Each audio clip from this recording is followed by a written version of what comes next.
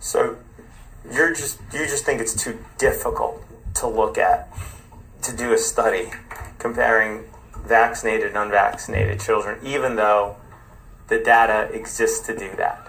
Is that right?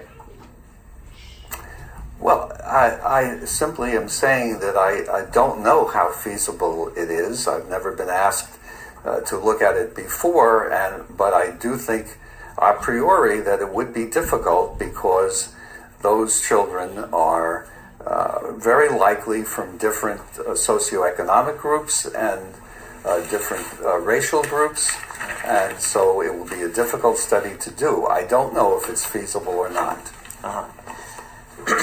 So with all of the government, so the pharmaceutical industry, you said, made approximately $20 billion last year in revenue from vaccine sales? I think so. I have the financial statements. Mm-hmm. Should we review them, or do you think $20 billion is about right?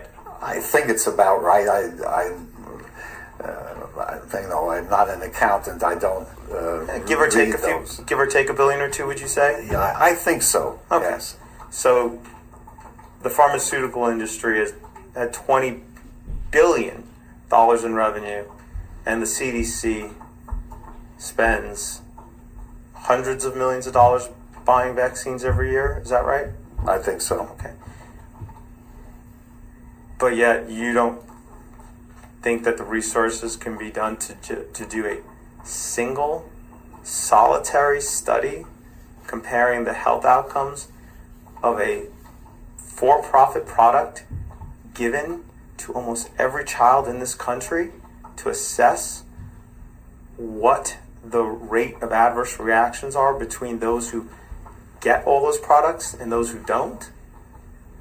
What I said is I simply don't know whether such a study is feasible or not, but I think it would be difficult to do because it would not be a randomized study, and therefore the conclusions might be questionable. I don't know whether such a study is feasible or not. Aren't most studies that are done that you rely upon in that book that you have in front of you not randomized? Many of them are not. Many of them are. Okay. Do you throw out the ones that are not randomized? No, it depends on what the purpose of the study is. If it's studying immune responses, it doesn't necessarily have to have a control group. Dr. Plotkin, I'm going to hand you what's being marked as Plaintiff's Exhibit 23. Whoops, I'm sorry.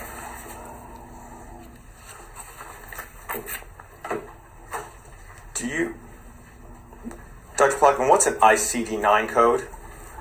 Well, it's essentially a way of coding diseases usually for remuneration purposes. Okay.